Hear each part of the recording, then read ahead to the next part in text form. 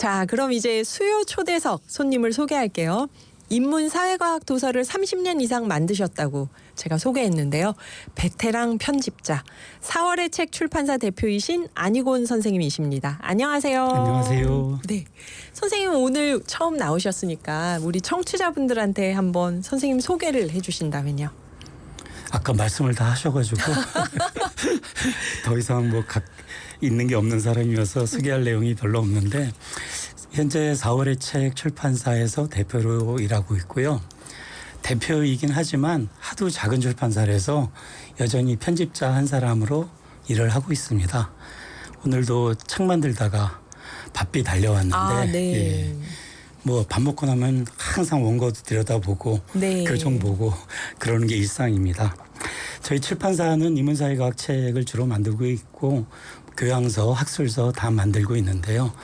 특별히 이제 철학책을 많이 내고 있는 그런 출판사입니다. 네. 4월의 책 출판사 대표님이시고 베테랑 편집자분이시고 칼럼도 쓰시고 철학을 전공하셨고, 그거는 제가 소개할 때 들어가 있었는데 소개할 때 없었던 거. 선생님 혹시 취미가 있으실까요? 독서? 취미는 책 읽는 거는 요새 독서라는 건 요새 취미라고 말하기가 좀 그렇고 네. 그냥 생활이니까요. 자전거 타기가 아주 굉장히 중요한 취미로 갖고 있고. 그러면 선생님 댁이 지금 일산이시면은 네. 가까운데 오갈 때 버스나 차 운전하지 않고 자전거로 다니시겠어요? 비 안 오고 비 안 오고 저녁 약속 없고 그러면 거의 자전거로 출퇴근을 합니다. 저희 오늘의 기후에서 자전거 타기도 중요한 실천 중에 하나였는데 자전거를 타시는 출판사 대표님이 나오셨습니다. 출판사 이름이 4월의 책인데요. 저는 이걸 보면서 4.19가 있어서 4월의 책일까? 봄이 시작해서 4월의 책일까? 이게 왜 4월일까 궁금했어요. 이게 어떤 의미일까요? 4.19를 떠올리는 분들은 9세대 분들인데 역사를 좋아하는 신세대. 네. 저희 출판사에 항상 물어보는 게 두 가지인데요. 네. 4.19냐라고 물어보는 사람이 있고, 제가 하나 맞출게요. 세월호 생각해서 4월. 그거는 아니고요. 그거 아니고요. 네. 왜냐하면 회사를 만들 때 이미 한참 전이어서 하기는 4.16하고는 관계가 없고, 또 어떤 사람들은 4월은 잔인한 달이라는 T.S. 엘리어트의 황무지를 떠올리는 사람들이 있더라고요. 근데 사실 별로 의미가 없습니다. 영어 이름이 에이프릴이잖아요. 4월이. 네. 에이프릴이라는 그 단어가 주로 여성 이름으로도 많이 쓰이고 그 영어 유럽어 쪽에서는 굉장히 이미지가 아름다운 이미지인 것 같아요. 그래서 영어 이름이 좋아서 졌고, 그다음에 우리말로도 4월이 굉장히 좋은 이미지여서 지었는데, 그래서 이제 출판사를 시작하면서 4월 한 달만 돈 벌고 1년 내내 놀겠다라 그랬더니 그런 목표로 4월의 책. 네. 그랬더니 저희 그 출판계 지인들이 4월만 돈 벌고 나머지는 손가락 빨지나 말아라. 부디 좀 제발이라고 하더라고요. 하여튼 그런 의미로 4월의 책이라는 이름을 지었습니다. 하기는 3월은 사실 유럽이나 우리나라나 다 아직은 좀 쌀쌀할 때고 4월에 이제 본격적으로 꽃봉오리가 피니까요. 5월, 6월은 또 너무 금방 덥고요. 이제 더워지기 시작하고. 그래서 4월의 책. 선생님 정말 4월에만 책이 팔리는 건 아니겠죠? 이런 불황에. 그렇습니다. 연중 다 안 팔립니다. 4월에만 팔릴 줄. 4월에 팔아서 한 달만 일하고 1년 내내 놀자 하는 목표로 지으셨는데 불황이어서 1년 내내 조금씩 팔리는. 그 4월의 책에서 사실은 예전에 철학책들 많이 나오는 거 원숭이도 나오고 마르크스나 이런 여러 철학자들에 대한 책들 내신 거 조금씩 봤었는데, 저희는 이번에 이 신간 때문에 선생님을 한번 모셨어요. 아마존 디스토피아, 거대한 플랫폼 기업이 지배하는 세상. 짜란. 화면에 지금 나가고 있을 텐데, 이 책이 여러분 너무 제법 두껍습니다. 요즘은 책이 조그맣고 얇게 나오는데 500페이지가 넘는 책이에요. 한 300페이지여도 많다 하면서 읽는데, 그런데 온라인 서점에 들어가 보니까 사람들이 제법 많이 찾고, 또 저희 동네 도서관에 가보니까 도서관에도 있더라고요. 이게 신간에 있고 사람들이 찾더라고요. 이거는 선생님의 기획이 적중한 걸까요? 이 사람들이 이렇게 찾는 이유가 뭐라고 생각하세요? 어쨌든 책은 제법 팔린 게 맞고요. 이제 뭐 중세도 들어갈 것 같은데요. 와. 근데 한 가지 500페이지는 안 넘습니다. 그래요? 510. 주석까지 뒤에 합치면 주석이 518. 예, 근데 본문은 482. 네, 그렇네요. 부담을 조금 덜어드리려고 500페이지는 안 넘습니다, 말씀을 여러분. 드립니다. 예. 네. 이 책이 그래도 관심을 모으는 이유는 첫째는 아마존이라는 회사를 거의 아마 모든 사람들이 알고 있을 겁니다. 그쵸. 미국의 그 전자상거래 기업이죠. 그래서 이미 알고 있는 정보가 있기 때문에 그것 때문에 책에 대한 이제 아주 첫 단계 관심을 당연히 갖는 것 같고요. 네. 그래서 조금이라도 아니까 관심을 갖지 아예 모르는 건 관심을 안 갖잖아요. 네. 두 번째로는 아까 쿠팡 뭐 알리 말씀하셨지만 네, 네. 비슷한 기업이 우리나라에서도 굉장히 활발하게 활동을 하고 있고 근데 이 기업들이 사실 자꾸 뉴스에 오르내립니다. 여러 가지 건수로. 사실 안 좋은 건수가 더 많죠. 네. 뭐 노동자가 사망을 한다든지 네. 전에는 한번 크게 화재도 일어나서 있었고. 소방관이 돌아가신 적도 있고 네, 네. 그다음에 사람들이 뭐 매일같이 이곳에서 이제 물건을 구입을 하잖아요. 네. 그래서 이 쿠팡이라는 기업은 아마존을 굉장히 모델링을 해서 뭐 여러 가지 시스템이나 이런 것까지도 굉장히 도입을 해서 하고 있는 기업이거든요. 네. 그래서 이제 쿠팡도 있고 하니까 사람들이 체험적으로 아마존에 대해서도 더 알고 싶어 하는 게 아닌가라는 네. 생각을 하게 됩니다. 근데 이제 여기서 잠깐 더 말씀드리면 아마존 디스토피아잖아요. 유토피아가 아니고 그렇죠. 디스토피아. 예. 디스토피아라는 말에서 벌써 아마존을 좋게 다루고 있지는 않구나라고 독자들이 이제 생각을 하실 텐데요. 사실은 아마존의 경영 방식이나 기업 행위가를 비판적으로만 다루는 게 아니고 네. 아마존을 통해서 이 독점 기업들, 플랫폼 기업들이 미국이라는 한 나라, 한 국가 경제를 어떻게 좀먹고 있고 심지어 노동자나 보통 소비자의 삶까지 어떤 방식으로 바꿔놓고 있는지를 아주 현미경을 들여다보시지 폭넓게 그렇게 조명하고 있는 책입니다. 그러니까 거대 플랫폼 기업이 좌지우지하는 세상이라는 거죠. 예. 그러니까 이게 경제에만 국한되지 않고 정치, 민주주의, 노동 뭐 여러 가지 일상생활에까지 굉장히 깊이 있게 영향을 미치는 그런 현상이 있는 거죠. 네. 예. 이렇게 얘기를 딱 들으면 와 진지한 책인가 보다 하실지 모르겠는데 진지한 건 맞는데요. 제가 이걸 좀 읽어보니까 10부작 다큐멘터리를 보는 느낌이었어요. 네, 그러니까 예. 텔레비전 보는 것처럼 예. 굉장히 속도감 있게 사례 중심으로 나와서 재밌게 읽히던데요. 예. 10부작 시리즈를 책 한 권에 딱 모은 책 같았습니다. 예. 근데 이 책을 출간해야겠다 마음을 먹으신 이유나 계기가 있으시다면요. 보통 출판사가 책을 기획을 할 때는 외부에서 가령 저작권 에이전시가 책을 소개를 하거나 원서의 네. 경우요.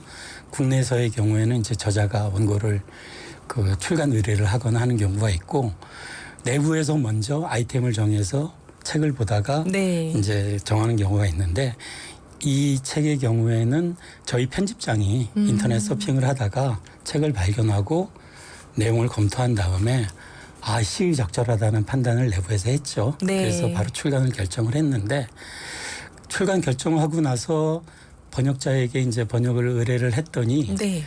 마침 그 번역자 분이 꽤 유명한 분인데요. 네. 책을 보시면 이름 나와 있으니까 아실 겁니다. 이분이 김승진 번역자입니다. 예, 책 아주 많이 번역했고 잘하는 번역자인데요. 이분이 이 책을 알고 있는 거예요. 그러더니 그러지 않아도 본인이 이 책을 번역을 하면 어떨까 하고 싶다라고 생각을 했다는 거예요. 네. 그래서 저희 내부적으로도 결정은 했지만 이 좋은 번역자분이 이 책의 가치를 이미 알고 있으니까 해보자. 무조건 하자라고 결정을 한 거죠. 예. 네, 여러분 이제 아마존 왜 디스토피아인지 얘기는 우리 2부에서 또 이어가 보겠습니다. 근데 이 아마존이 디스토피아로 책이 나온 이유가 여기 보니까 그런 내용이 있더라고요. 아마존이 팬데믹 기간에 엄청난 수익을 냈다. 팬데믹 때 우리 다 진짜 전자상거래로 집에서 쇼핑을 했으니까요. 그런데 그해 실적 발표가 났는데 아마존이 엄청난 수익을 냈다. 그때 미국 경제가 사상 최대의 하락폭 그런 성장률을 기록했다는 상무부 발표와 같은 날 나왔다. 이런 얘기가 있는데요. 기업은 엄청난 수익을 냈는데 그때 미국 경제는 사상 최대 하락폭이었다. 이 얘기를 좀 풀어주신다면요. 보통 기업이 잘 되면 그 나라 경제가 그때 잘 돼야 되는 거 아닌가요? 그러게 말이에요. 네. 그 아마존뿐만이 아니라 우리나라도 코로나 팬데믹 기간 동안에 온라인 상거래 기업은 상당히 성장을 했습니다. 네, 네. 예, 제가 자세한 수치까지는 모르지만 네. 그건 분명한데요. 뭐 집합금지, 이동금지 조치가 계속 있었고 해서 당연히 집에서 홈쇼핑 내지 온라인 쇼핑을 다 집에서 했죠. 했기 때문에 네네. 그런 온라인 쇼핑몰 기업이나 또는 뭐 일상생활에서 꼭 필수적인 그런 것들을 생산하는 큰 기업들은 뭐 그다지 피해를 보지 않았습니다. 근데 항상 이 코로나 팬데믹뿐만이 아니라 예전에 이제 IMF도 있었고 맞아요. 그때도 대기업들 잘 된 데가 예, 있었죠. 잘된 데가 있었죠. 맞아요. 그래서 또 뭐 지진이라든지 큰 홍수가 난다든지 다른 나라의 예를 보면요. 네. 항상 이런 재해나 뭐 전염병이라는 게 있으면은 이상하게 강자들은 더 득을 보고 약자들은 더 손해를 피해를 입습니다. 왜냐하면 그런 그 이상 사태에서 그 버텨낼 수 있는 강자들은 결국은 다 무너진 폐허에서 어떻게 보면은 독점하게 혼자서 되는 이제 건가요? 우뚝하게 군림을 할 수가 있는 거죠. 약자는 못 이겨내고 무너지는데 네. 그 빈 공간을 이제 거대 기업들이 다 차지하는 셈이죠. 그래서 미국 경제도 코로나 팬데믹 기간 동안에 최하의 성장률을 기록을 하게 되는데 네. 그 이유는 그 빈 공간을 이 아마존 같은 기업이 다 차지한다 해도 네. 그때 망한 중소기업이나 중소상공인들이 내는 세금, 그 사람들의 경제 효과 이런 것들을 아무리 독점 기업이 성장을 크게 한다 그래도 그만큼의 보충이 안 되는 거죠. 그래서 경제 자체, 미국 경제 전체로서는 당연히 하락을 하게 되는 거고 네. 그다음에 또 하나의 문제는 그러면은 그런 많이 망해버린 그런 파산한 중소기업의 자리를 아마존 같은 거대 기업이 차지한다면 국가 입장에서는 그만큼의 세금이 더 거칠까요?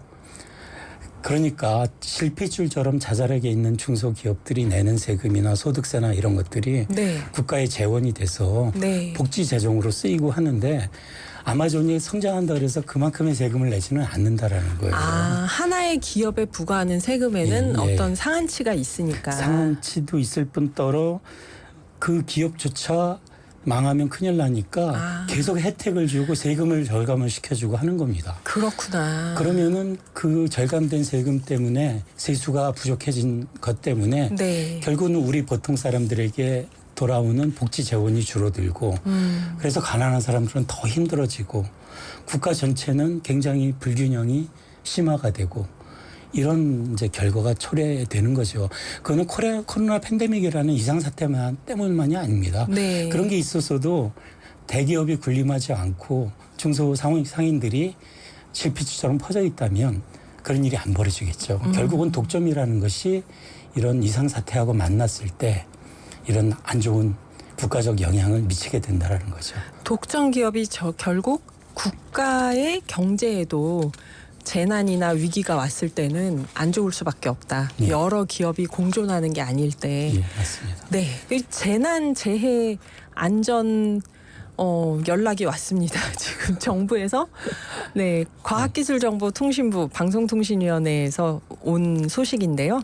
2024년 7월 24일 17시 30분, 5시 30분 오후 강원 속초평지, 고성평지, 양양평지, 홍천평지, 경기는 오산, 평택, 용인, 이천, 안성, 화성, 여주, 양평, 충북은 청주, 옥천, 충주 지역에 폭염경보가 발효됩니다. 노인, 신체 허약자, 환자 등을 두고 외출할 경우에는 친인척이나 이웃에게 부탁하고 전화 등으로 안부를 확인합시다. 부모님과 떨어져 사는 자녀들은 수시로 부모님께 안부 전화를 드립니다. 물을 많이 마시고 카페인 음료나 주류는 술은 마시지 않습니다.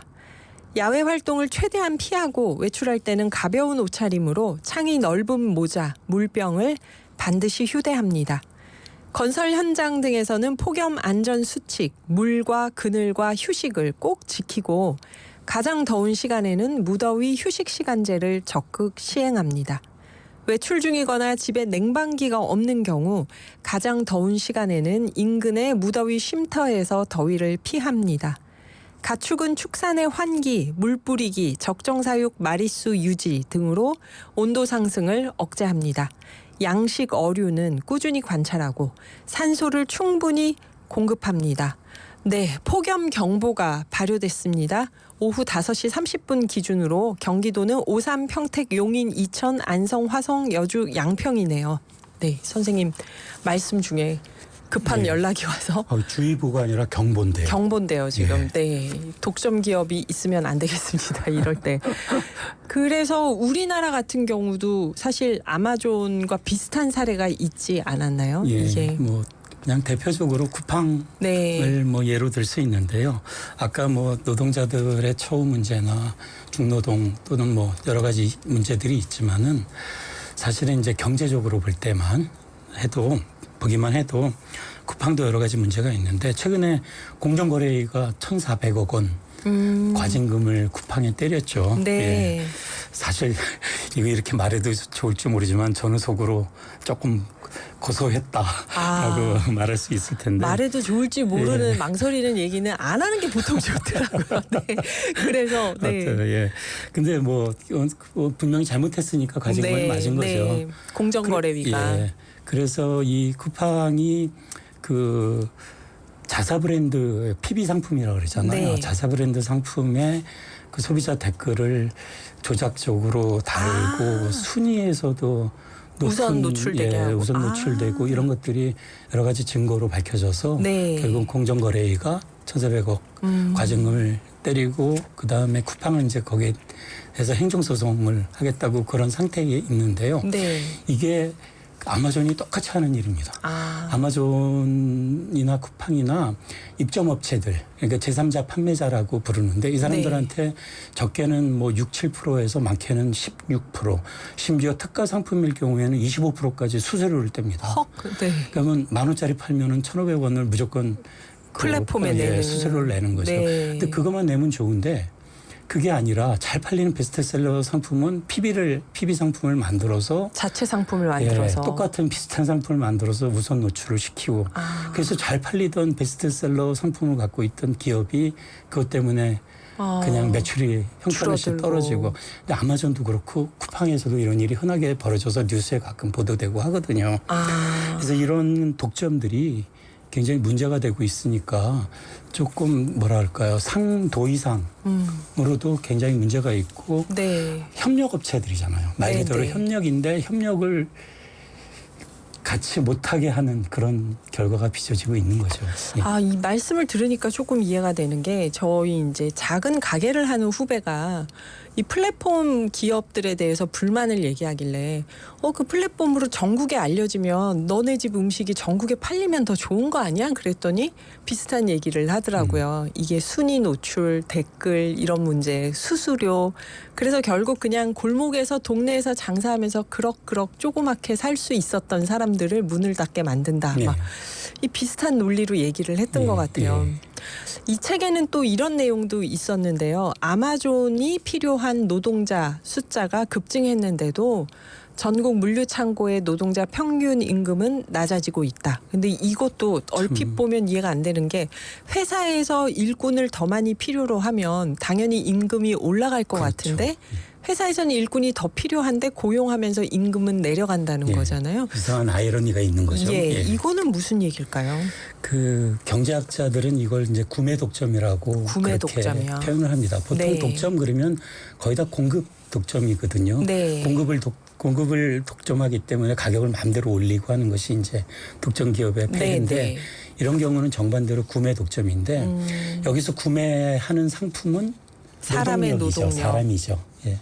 그러니까 물류 분야를 예로 들면 물류의 상당히 많은 부분을 아마존이 다 차지하고 있어서 물류 쪽에서 일을 하려면 아마존 아니면 갈 데가 할 없는 수가 거예요. 없는. 그러면 아마존에서 아무리 임금을 깎아도 네. 일이 필요한 사람은 아마존에 들어갈 수밖에 없는 거죠. 아하. 그런 의미에서 구매 독점이라고 하는데 이 구매 독점. 예, 그래서 이 구매 독점이 기업 중소기업에게도 마찬가지로 적용이 됩니다. 중소기업이 온라인 쇼핑몰에 들어가려고 그러면 네.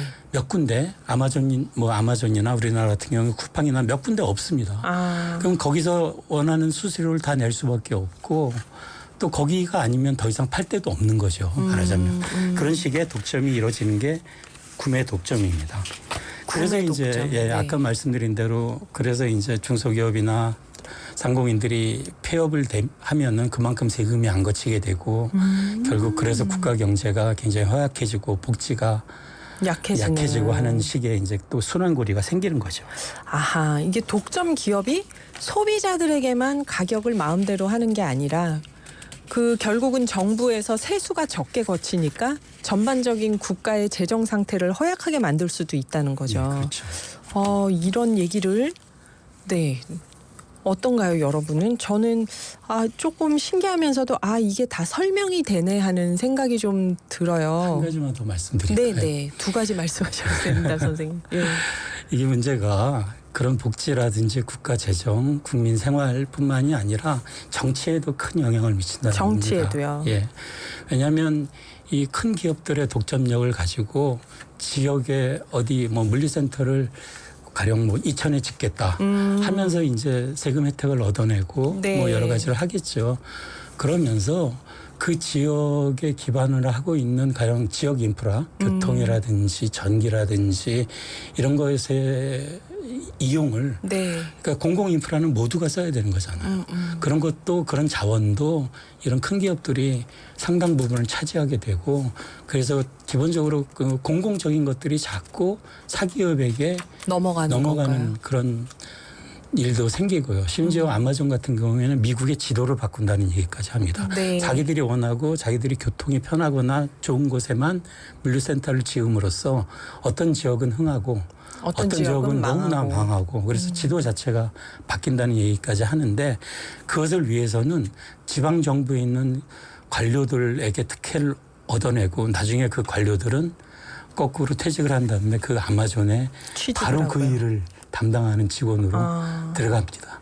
이게 굉장히 도덕적 해이라고 얘기할 수 있는데 그런 의미에서 민주주의라든지 정치적인 것까지도 정말로 공공을 위해서 일해야 될 공무원이라든지 이런 것까지도 훼손을 시킨다는 그래서 민주주의 자체가 이런 사기업들의 독점기업의 행태로 굉장히 좀 허물어지고 약화되는 그런 현상까지 벌어진다는 거죠. 네. 그래서 이 책을 보면 시애틀, 오하이오주, 워싱턴 DC, 볼티모어, 텍사스, 노던 버지니아, 펜실베니아, 시애틀 이 여러 그 미국 지도를 놓고 보면은 서부부터 동부까지 여러 지역에 대해서 북부에서 남부까지 포인트들을 찍으면서 그 지역에서 이런 거대 플랫폼 기업의 역할이 어떻게 되냐에 따라서 이 커뮤니티가 어떻게 바뀌는지가 쭉 설명이 되는 것 맞습니다. 같아요. 그래서 이게 노동만이 아니라 에너지, 커뮤니티, 어쩌면 그 동시대의 문화가 어떻게 바뀌는지도 맞습니다. 이렇게까지 영향이 크구나 하고 새삼스럽게 놀랐는데요. 기후도 여기서는 빠지지 않을 것 같아요. 이 거대 물류 기업이 어떻게 움직이냐에 따라서 기후에 미치는 영향도 크다는 생각이 드는데요. 우선 원론적인 질문을 드리면 대표님은 4월의 책에서 나온 책 중에 숲은 생각한다. 사람이 아니라 숲이 생각한다는 이런 책도 있던데요. 자연 입장에서 인간은 어떤 종류라고 존재라고 생각을 하십니까? 아마도 자연이 보기에는 인간이 이상한 변종 바이러스. 쟤네가 코로나 때 집에 있으니까 우리가 좀 살만해서 그런 건가요? 네. 정말로 코로나 기간 동안에 기후 문제가 살짝 약화됐다는 그랬죠. 그런 보도도 있었죠. 네. 그래서 그렇게 아주 그 자연을 망치는 변종 바이러스처럼 생각할지 모르겠는데요. 더 정확하게 말하면 사실 자연은 아무런 관심이 없습니다. 인간이 생각하는 방식으로 생각하지는 않죠. 생각은 하되 인간이 생각하는 그런 종류는 아니겠죠. 옳고 그르고 좋고 나쁘고를 따지지 않고 그냥 그렇죠. 본다는 자기 거죠. 어떤 그 돌아가는 시스템의 방식으로 자연은 돌아갈 뿐인데 그래서 기후 위기 때문에 지구가 망한다 그러는데 지구가 네. 망하지는 않죠. 아, 인간이 망하는 거죠. 사람이 없어지는 거죠. 그래서 네. 기후 위기는 결국 인간의 문제예요. 예, 그 자연은 어떻게든 살아남을 겁니다. 네. 그래서 기후 위기를 그 걱정하는 거는 우리 인간 자신을 걱정하는 거기도 한데 숲은 생각한다는 바로 그런 생각을 가질 수 있게끔 시각을 확 바꿔주는 책입니다. 그래서 흔히 이제 인류학적 전회라고 부르는 그 인류학에서의 큰 흐름이 있는데요. 네. 그동안은 문명화된 인간의 입장에서 자연이나 원시 부족을 바라보면서 인간이 원래 어떤 존재인가 뭐 이런 거를 공부하는 게 이제 인류학이었다면 네. 최근에는 그게 달라져서 그게 아니라 오히려 원시 부족이나 자연의 입장에서 문명화된 인간이 얼마나 이상한 존재인지를 오히려 밝혀내는 게 이제 인류학의 과제라고 보는 거죠. 그래서 인류학적 전회라고 그 얘기를 합니다. 그런 과정에서 우리가 어떤 존재인지를 좀 더 알 수 있겠어요. 그렇죠. 다른 존재의 눈으로 지금 우리 모습을 보는 거니까. 그 이 책 그러니까 숲은 생각한다에서 직접적으로 말하고 있는 건 아닌데 네. 저 개인적으로는 그 기후위기 관련해서 걱정하죠. 당연히 걱정하고 경제 성장이라든지 자연에 대한 착취라든지 화석 에너지의 낭비라든지 이런 것들은 분명히 걱정을 하는데 한편으로는 그 거꾸로 너무 기후이기 때문에 인간 자체를 아까 말씀드렸듯이 변종 바이러스로 보는 부정하는 예, 네. 그런 것도 너무나 위험하다고 봅니다. 왜 위험하냐면 환경이기 때문에 인간 자체를 모두 범죄시하다 보면은 네. 사실은 모두가 책임이 있다라고 얘기를 하면 사실은 아무도 책임이 없는 거나 마찬가지거든요. 그렇죠. 진짜 책임 있는 사람들을 다 면죄부를 주는 게 되죠. 그렇습니다. 네. 맞습니다. 그래서 환경 파시즘이라고도 얘기를 하는데 결국은 책임져야 될 사람이 책임을 져야 되고 더 많이 가진 사람, 더 많이 에너지를 소비하는 사람, 더 많이 쓰는 국가들이 우선적으로 책임을 져야 될 문제라고 되는. 봅니다. 예. 책임을 지고 문제를 풀어야 되는. 네, 저희 3802님이 이런 질문이 왔습니다. 저도 속으로 생각했는데 플랫폼 기업이 지속 가능할까요? 어떻게 생각하세요? 글쎄요, 저한테는 너무 어려운 큰 질문인데요. 예. 항상 그 경제 논리도 그렇고 사회학적 논리에서도 보면 포화와 마비라는 현상이 항상 나타납니다. 네. 가령 그 어떤 국도가 좁아져서 옆에다가 큰 대로를 뚫잖아요. 네. 그래서 거기 처음에는 자동차들이 싱싱 다닙니다. 근데 몇 년 지나면 또 모두가 막혀요. 그걸 이용해서 꽉꽉 맞아요. 막힙니다. 맞아요. 플랫폼 기업도 어느 한도에 도달하면 그 편리하다는 플랫폼, 편리하다는 온라인 쇼핑 이런 것들이 오히려 포화되고 정체가 돼서 아마 소비자들은 훨씬 더 비싼 가격으로 물건을 사야 될 거고 네. 그조차도 너무 포화가 돼서 오히려 예전에 오프라인으로 상거래를 하던 것보다 더 불편을 느끼게 될 가능성도 크다고 봅니다. 그래서 당분간은 계속 성장하겠지만 영원히 갈까라는 것에 대해서는 그렇지 않을까라는 생각을 하게 됩니다. 네, 저는 아까 플랫폼 기업들이 많이 팔리는 물품에 대해서 스스로 자체 브랜드를 만들어서 그 원래 만들던 기업들에게 매출을 떨어뜨리고 본인들 자체 브랜드를 판다 말씀하실 때 원숭이 꽃신이 생각났어요. 원숭이 꽃신이요? 예, 플랫폼 기업이 편한 것 같지만 익숙해지면 결국 거기서 불편함, 피해를 받게 되는 원숭이 꽃신 얘기는 다음에 우리 선생님이 나오실 때 또 제가 무슨 얘기인지 말씀을 드리겠습니다. 예, 알겠습니다. 한 번 더 나와주세요, 선생님. 예. 그래서 마지막으로 책 만드시는 입장에서 독자에게 바라는 점, 편집자로서 희망사항을 얘기해 주신다면요. 요새 책을 읽는 것의 가치가 예전보다 굉장히 많이 떨어졌죠. 네, 그래서 정말. 사실은 너무 살는 게 힘들고 경쟁 사회에서 버티는 게 힘드니까 책을 읽는 게 뭐 내 삶에 직접적으로 무슨 도움이 되나. 네. 책을 안 읽어도 사실은 뭐 1시간이라도 나가서 일을 하거나 영양가 있는 일을 하는 게 좋지라는 생각들을 많이 갖고 있고 또 컨텐츠가 또 너무 다양하고 예. 많고 그렇죠. 너무 피곤하기도 하고 네. 그다음에 아주 정보를 쉽게 얻으니까 책에 대한 가치가 점점 떨어지는 것 같은데요. 저는 항상 얘기하기를 책은 우리가 새우깡을 소비하듯이 또는 커피 한 잔을 마시듯이 그냥 수동적으로 받아서 먹는 걸로 그치지 않는다라는 거죠. 책은 항상 능동적인 행위가 필요합니다. 읽는 사람이 책을 이해하려고 머리를 쥐어뜯고 거기서 의미들을 캐내서 나름대로 뭔가 이해를 하고 의미를 엮잖아요. 네. 그런 의미에서 책은 독자가 자신은 독서 행위에 굉장히 깊이 개입을 하고 있는 거고, 그래서 책은 수동적으로 소비하는 행위가 아니라 능동적으로 지식을 생산하는 행위라고도 얘기할 수 있습니다.